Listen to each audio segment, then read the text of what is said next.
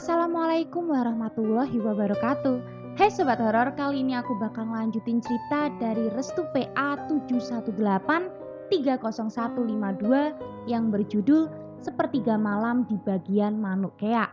Gak usah basa-basi lagi, langsung aja kita mulai. Ham, kamu sudah mengambil pecutmu? Tanya Salman. Astagfirullah, aku lupa. Di mana naruhnya? Tanya balik Ilham. Di tas Mas Ari, jawab Salman. Sialan, kenapa seperti ini? Masih saja ada masalah ketika masalah sedang dihadapi. Ilham masih melihat jarum jam, sepertinya sudah memasuki sepertiga malam. Lalu dia meletakkan tubuh Salman dan Ihsan di dekat tangga, persis berdekatan dengan dapur. Ilham berlari menuju kamarnya untuk mengambil pecut yang dimaksud. Ketika dia memasuki kamarnya, suara burung keak atau gagak itu berbunyi secara bergantian. Dia ingat pesan ibunya dulu. Jika burung keak sudah berbunyi, dia harus perbanyak berzikir agar hatinya tenang. Batal karam dimulai. Mereka yang pernah memakan makanan yang diberikan oleh keluarga Bu Ratna langsung muntah-muntah tidak jelas, lalu pingsan dengan seketika. Sebanyak 20 orang warga kala itu meninggal tanpa sebab dan mereka meyakini ini adalah perbuatan dari batal karam. Ilham segera mengambil pecut itu. Tubuh Bu Ratna sudah menghilang. Yang dia lihat hanyalah pakaian yang digunakan bersamaan dengan konde yang disanggulkan di atas kepalanya. Ilham segera mengambil di tas Mas Ari. Ini dia, aku harus bergegas. Salman masih menjaga Ihsan jika suatu waktu ada yang mengganggunya. Namun menunggunya hanyalah berbuah bencana yang tidak terduga. Mas Suryo hadir setelah selesai berbincang-bincang dengan bangsa Bleneng. Mas Suryo masuk dari pintu depan. Salman dan Ihsan mendengar itu. Ketika mereka berdua lihat, ternyata Mas Suryo dengan mata yang sama seperti Bu Ratna. Oh alah, tikus ini berhasil lolos ya. Sepertinya kalian tikus nakal.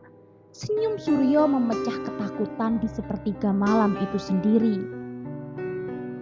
Mas Suryo mendekati Salman dan Ihsan. Matanya yang berbentuk seperti mata ular sangat menakutkan untuk dipandang. Salman tetap memeluk erat sembari menunggu Ilham yang masih mencari pecut. Suryo langsung menjambak rambut mereka berdua hingga menuju ruang tamu. Diseretnya mereka tanpa peri kemanusiaan dan rasa naluri yang besar. Benar-benar iblis. Ah, sakit mas, sakit. Ihsan menangis kencang. Rasa sakitnya benar-benar tak terbendungkan hingga meneteskan air mata. Salman hanya bisa memukul tangan Mas Suryo, namun itu tidak berefek pada tubuh Suryo. Ilham yang mendengar itu langsung berlari menuju ke bawah. Dia tahu ada yang tidak beres. Ihsan, Salman. Sembari berzikir, dia paksakan tubuhnya agar cepat melangkah walau sangat sakit untuk dipaksa. Ketika dia menengok ke arah ruang tamu, yang didapatinya hanyalah tubuh Ihsan dan Salman dalam keadaan lemah lunglai. Mereka semua takluk di tangan Mas Suryo. Suryo menjilati darah segar yang keluar dari mereka berdua. Ilham hanya bisa menatap sambil menggenggam pecut. Mas Suryo, ini bercanda kan? Tanya Ilham dengan wajah yang sangat datar dan bergetar. Selamat datang di sepertiga malam Ilham. Lihatlah, mereka semua sangat menunggu kehadiranmu. Darah ini, lezat sekali. Aku ingin jadikannya sebagai... Sialan kau, munafik. Kau bisikan hati kami dengan keraguan. Kau fitnah kami dengan kebencian. Kau persekutukan kami dengan kehancuran. Kau sangat baik di depanku, namun kau sangat busuk di mata Tuhan. Kau iblis sialan. Aku akan menjadikan mereka sebagai... Sambung Suryo. Ilham masih memegangi pecut itu dengan kuat. Dia telah siap mati karena melihat orang-orang yang dicintainya terluka di hadapannya. Persis di mata kepalanya sendiri. Sebagai apa bangsat? Sebagai uji coba pesugihan ini. Brak! Nah sobat horor, setelah ini kita akan sampai di bagian ending dari Sepertiga Malam yang berjudul Perpisahan di Ujung Maut. Nggak usah basa-basi, langsung aja kita mulai. Ilham hanya bisa terdiam. Dirinya terpaku tanpa ekspresi yang jelas. Mas Suryo meletakkan Salman dan Ihsan di lantai.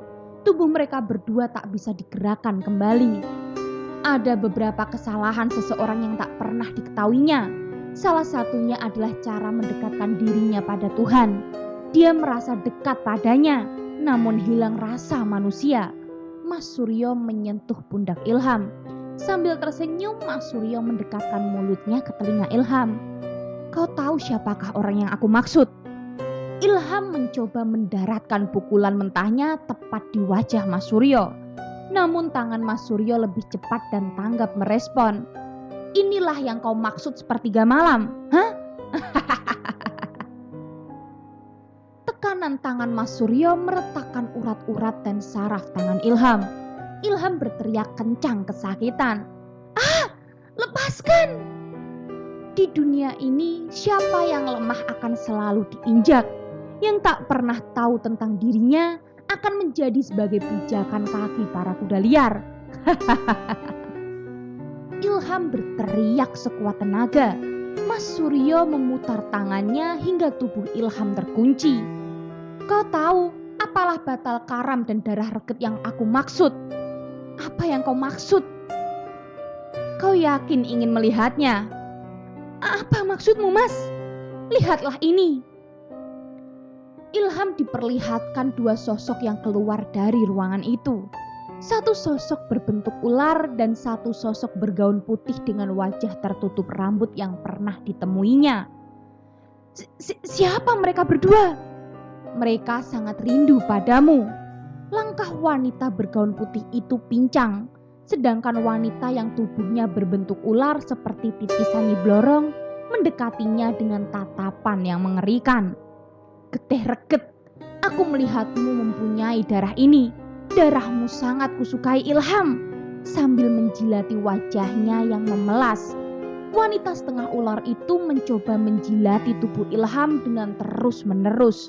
Ilham menangis. Dirinya tak punya pilihan. Dia telah kalah. Dia merasa tak mampu menyelamatkan adik serta teman-temannya. Ada harapan yang membekas di hatinya. Dia ingat perkataan ibunya dahulu.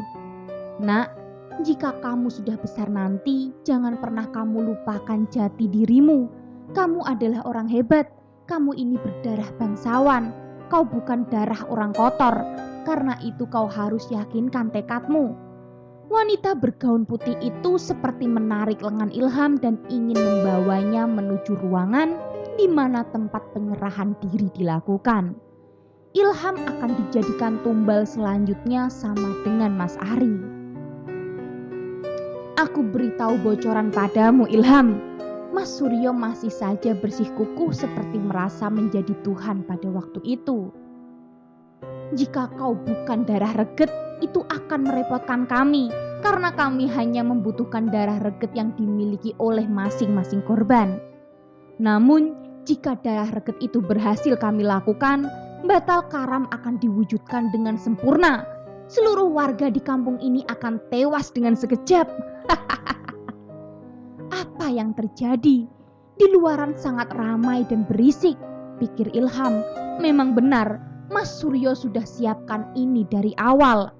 Segerombolan bangsa Bleneng sedang menunggu Ilham dijadikan pengorbanan selanjutnya. Lihatlah mereka.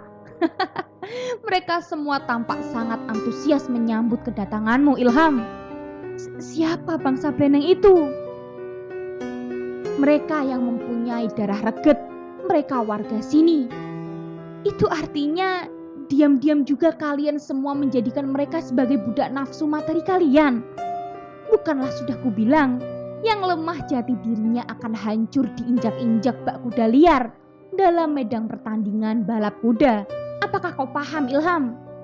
Tanpa basa-basi, Mas Suryo langsung menyeret Ilham menuju ruangan itu. Salman dan Ihsan pun sama. Mereka dibawa juga oleh wanita ular itu. Sedangkan wanita bergaun putih hanya mengikuti jalan Mas Suryo dari belakang. Ada yang merasa aneh dengan wanita itu. Disiapkannya 3 kursi dengan mangkuk besi yang sudah disiapkan di bawahnya. Ilham melihat Mas Ari terkapar tak berdaya. Dia masih bisa bernafas, namun tubuhnya sangat lemah. Ari brengsek ini, dia sangat kuat sekali. Aku bangga memiliki teman sepertimu. Ilham baru pertama kali memasuki ruangan itu. Diperlihatkanlah sebuah foto yang besar terpampang jelas di dinding itu. Sudah aku duga, kalian melakukan pesugihan ular Nyi Blorong. Mas Suryo tersenyum. Dia mengikat tubuh Ilham dengan tali tambang di tangan hingga kakinya. Kamu pernah bertanya kan? Mas, ini guyonan kan? Aku bantu jawab. Ini adalah hobiku dari kecil. Senang melihat darah berceceran di lantai yang indah ini, Ilham. Jadi, Mas Suryo sudah lakukan ini dari kecil? Maksudnya? Ibu Ratna hanyalah batu loncatan saja. Akulah yang menciptakan dan mengabdikan jiwa serta ragaku pada keagungan Dewi Ular itu. Ilham melihat Ihsan dan Salman berada di belakang mereka dengan kepala menunduk dan terikat tali. Oke, bisakah kita mulai? Suryo menyediakan pisau kecil dengan beberapa gelas air kelapa muda yang telah disediakannya. Dia menyayat satu demi satu jari Ilham. Ini untukmu yang selalu diagung-agungkan oleh ibu kandungmu itu. Rasa perih dan sakit tak terbayangkan masih Ilham tahan. Ilham masih melafalkan kalimat yang tak asing di telinga Suryo. Allahu. Suryo hanya bisa tersenyum, sayatan untuk jari keduanya. Ini untukmu dan adik tirimu Ihsan. Air matanya tak terbendung lagi. Ilham tidak mau Ihsan terluka. Biar Ilham saja yang menanggung ini semua. Sayatan di jari ketiga. Ini untuk kau yang sok alim, Ilham. Ilham mulai meringis kesakitan. Sesekali dia menahan rasa sakitnya dan melihat kucuran darah yang diwadahi oleh mangkuk besi yang telah digunakan untuk menampung semua darahnya. Sayatan jari keempat. Ini untuk kamu yang berlagak sok keren di hadapan warga kampung sini. Darahnya semakin banyak mengucur. Ilham berteriak kencang. Ah! Teruslah berteriak yang kencang. Melodi itu sangat aku sukai. Tukas Suryo. Sayatan jari kelima. Ini untuk semua luka yang pernah aku tahan dan menjadi kakak tirimu yang menjadi egoku sangat tinggi. Hentikan, Mas! Bahkan kanibal pun lebih terhormat dibandingkan jubah agama yang sering kau bawa di tiap kali aku menyapa. Ilham tak berkutik. Bagaimana rasa sakit ini? Apakah sudah kau rasakan sepenuhnya? Suryo tertawa puas. Dirinya telah melampaui batas kemanusiaannya. Mas Suryo, ucap Ilham. Kenapa adikku sayang? Senyum Suryo sambil bersiap menyayat jari tangan kiri Ilham. Kau tahu mengapa aku bisa sekuat ini? Tanya Ilham dengan muka menunduk, namun aura bicaranya sangat berbeda. Apa yang kau katakan? Manusia akan kehilangan jati dirinya manakala telah dikuasai oleh nafsu angkara. Oleh sebab itu, yang tampak mulus belum tentu baik di matamu. Suryo sangat kesal mendengar perkataan itu. Dirinya seperti diceramahi oleh seseorang yang lebih hina darinya. Apa yang kau tahu tentang diriku ini, hah? Urus saja dirimu sendiri, bodoh. Aku memang tak tahu menau tentangmu, Mas.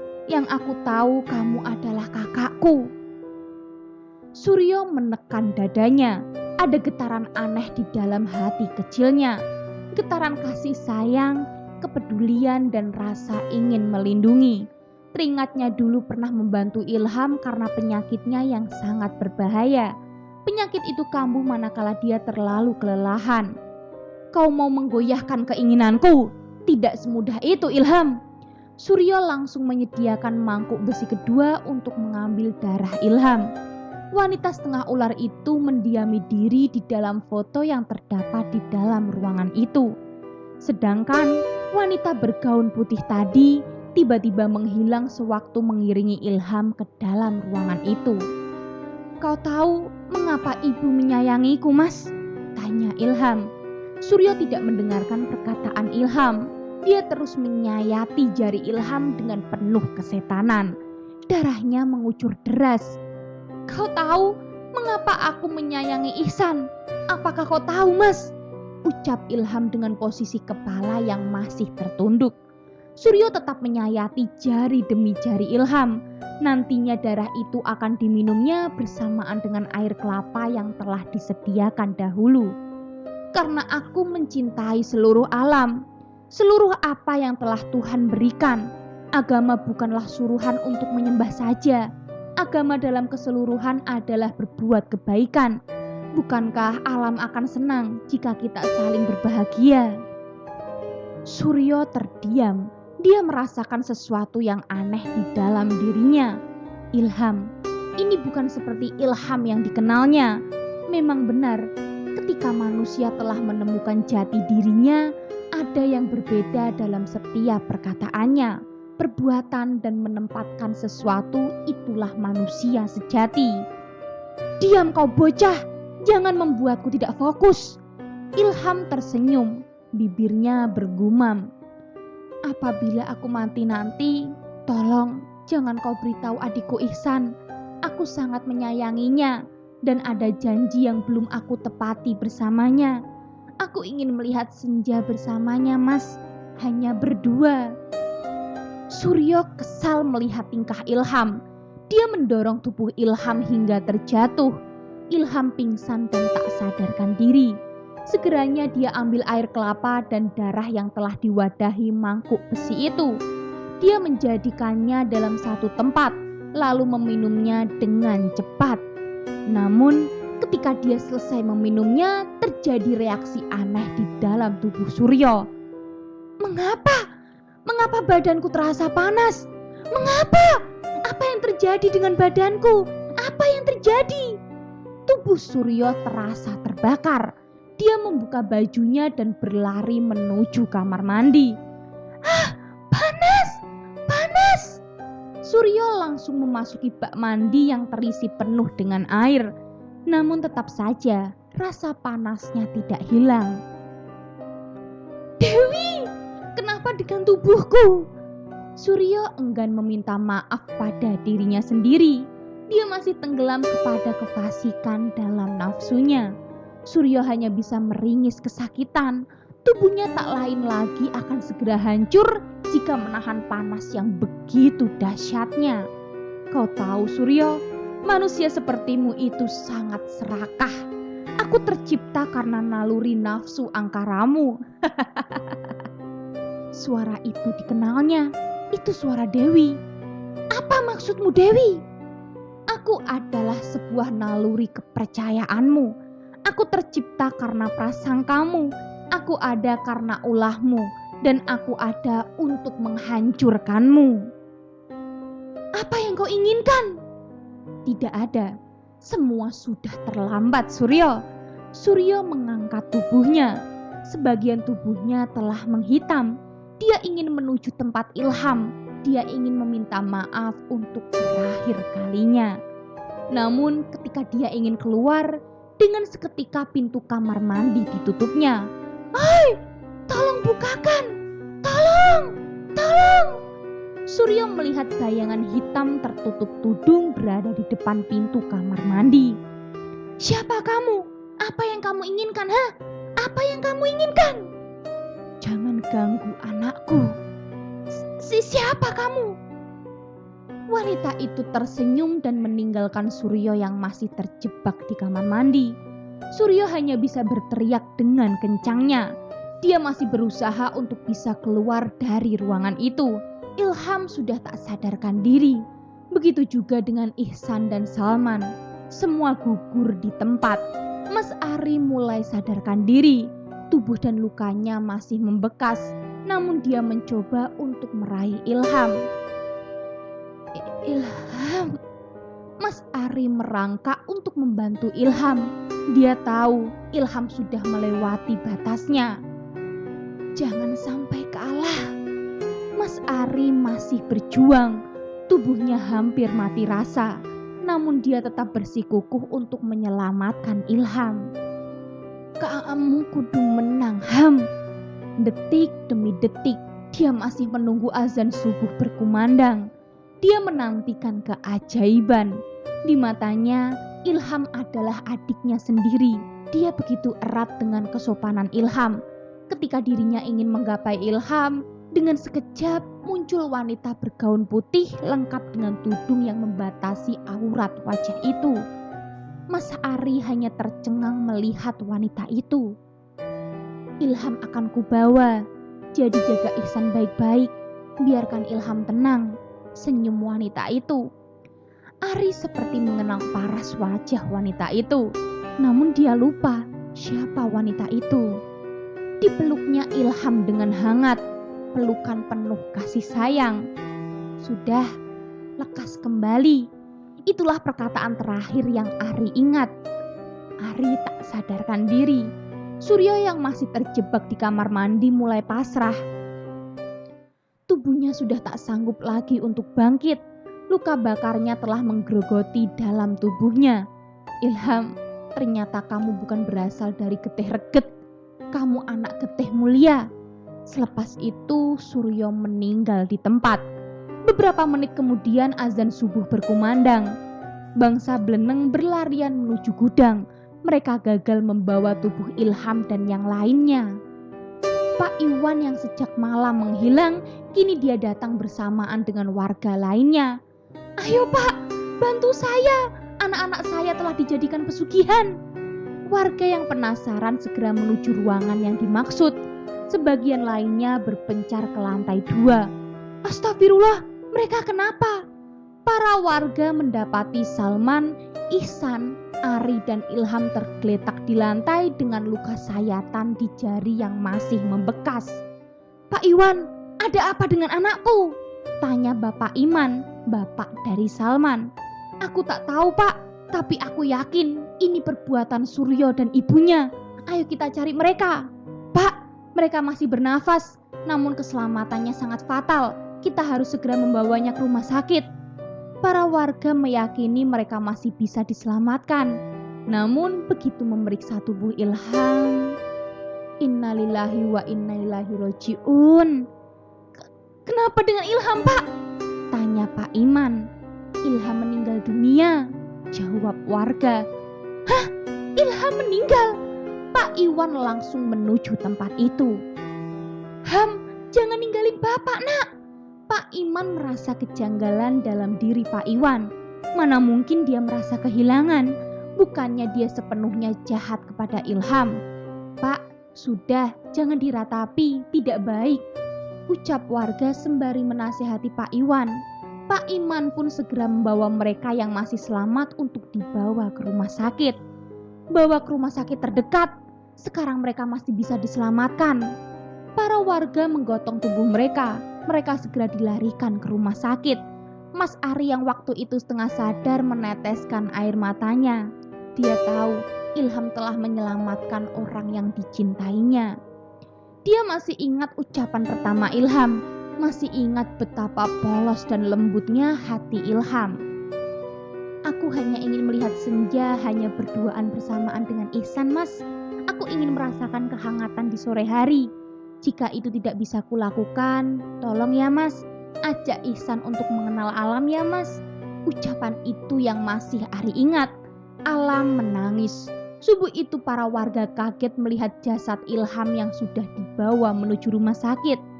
Ilham, bukti dan contoh pentingnya sepertiga malam. Tubuhnya walaupun terluka namun dia masih hangat seperti masih berada di dalam lingkungan sekitar. Raut wajahnya bersinar, tidak seperti anak muda yang menggunakan alat kesehatan lainnya untuk menjernihkan wajah. Ihsan dan Salman belum mengetahui berita ini. Mereka masih tersadar kaku dan masih belum sadarkan diri. Sedangkan Mas Ari, dia sudah sadarkan diri dan menyesal karena tidak mampu untuk menyelamatkan Ilham. Ham, nyuwun sapurane Ham. Rintikan tetesan air mata membasahi pipi Ari. Baru kali ini dia merasakan kesedihan yang amat mendalam. "Aku akan menepati janjimu, Ilham." Mas Ari meminta izin kepada suster untuk menuju tempat Ihsan. Suster pun memperbolehkan dengan syarat harus didampingi. "Sus, Ihsan di mana? Dia sedang istirahat. Bolehkah saya mengunjunginya? Silahkan." Ari menuju tempat Ihsan. Dia melihat rona pipi Ihsan yang masih kemerahan. Bibirnya tersenyum. "Kamu sedang memimpikan Mas Ilham ya, Ihsan?" ucap Ari sambil meneteskan air matanya. "Ihsan, jangan sedih ya. Mas Ari bakal menjagamu sesuai pesan kakakmu." Mungkin yang ada dalam benak Ihsan saat itu adalah Ilham berlari-lari ke ujung pantai. Sembari mengejar layangan yang putus di sore hari, dia menapaki setiap kelembutan pasir pantai. Suasananya hangat. Tiba-tiba Mas Ilham memeluknya dari belakang sembari menggelitikinya. Lalu Ari memegang tangan Ihsan. "Kamu kudu kuat, nak. Harus kuat." Ihsan meneteskan air mata. Dia terbangun dan sadarkan diri. Mas Ilham mana?" tanya Ihsan. Ari terperanjat. Dia segera menghapus air matanya. "Mas Ari kok nangis?" "Enggak kok, ini kelilipan aja." "Kelilipan debu? Di sini banyak debu ya, Mas?" "Oh iya, Mas Ilham mana? Katanya mau ajakin aku ke pantai. Katanya mau ajakin aku melihat senja. Kok nggak ada?" Posisi yang sangat sulit untuk dirasakan. Posisi di mana batin menjadi tekanan. Air mata menjadi solusi terbaik, namun bukan juga untuk menyelesaikan. Mas Ari kenapa?" Mas Ari segera memeluk tubuh kecil Ihsan. Dia menangis dan tak bisa menahan rasa harunya lagi. "Mas Ilham sudah meninggal, Dek." Ihsan yang mendengar itu terperanjat kaget. Tubuhnya bergetar hebat. Tidak, Mas. Aku tadi melihat Mas Ilham datang. Dia tadi tersenyum. Barusan saja. Mana mungkin? Tidak, Mas. Pasti Mas Ilham sedang menyiapkan mobil." Ari masih memeluk tubuh Ihsan. "Mas Ari, Mas Ilham lagi nyiapin mobil kan? Hari ini kita ke pantai dan melihat senja kan? Mas Ari bohong kan? Mas Ari, jawab!" Ari hanya terdiam. Dia tak bisa menahan lagi rasa sedihnya. Salman yang berada di sebelah Ihsan pun mulai sadar. Dia melihat Mas Ari sedang memeluk Ihsan. Itu artinya Ilham telah gugur. Salman memegangi kepalanya. Dia menatap dinding kamar ruangan rumah sakit sembari berkata, "Dulu kau ingin mengajakku untuk sehidup semati. Kita akan menaklukkan beberapa senja di sore hari. Lalu mengapa kau takluk pada sinar fajar yang baru menerangi bumi pagi ini?" Mas Ari jawab. Mas Ilham mana?" Dokter yang mendengar suara tangisan itu dengan cepat menuju ke ruangan yang dimaksud. Mas, sudah kembali ke ruangannya. Bahaya anak kecil bisa stres ketika menghadapi orang yang dicintainya telah tiada." Mas Ari melepaskan genggaman eratnya. Ihsan segera mencopot infusnya. Dia berlari keluar dari ruangan itu. Ihsan berlari keluar rumah sakit. Senja telah hadir di antara gedung-gedung pencakar langit lainnya. Kehangatan mulai dirasakan. Mas, hari sudah sore. Mari kita lihat senja bersama-sama," ucap Ihsan sambil berlari. Petugas medis segera mengejar Ihsan. Mas Ari pun ikut mengejarnya. Ketika dia keluar dari rumah sakit, dia mendapati Ihsan sedang berdiri tegak di antara sinar senja yang menghangatkan tubuhnya. Mas Ari mendekat. Dia perlahan-lahan mendekati Ihsan yang sedang meneteskan air matanya. "Ihsan, maafkan Mas Ari ya." Ihsan membalikkan tubuh dengan wajah tersenyum. "Kata Mas Ilham, Ihsan gak boleh sedih lagi. Nanti Mas Ilham gak tenang." "Ihsan." Mas Ari memeluk tubuh Ihsan. Begitu tepatnya momen dikala senja menatap mereka. Senja pun yang menghangatkan tubuh mereka berdua. Selesai. Gimana sobat horor? Sad ending banget kan ceritanya? Kalau gitu tunggu cerita-cerita menarik lainnya dan jangan lupa nyalakan lonceng notifikasinya. Bye.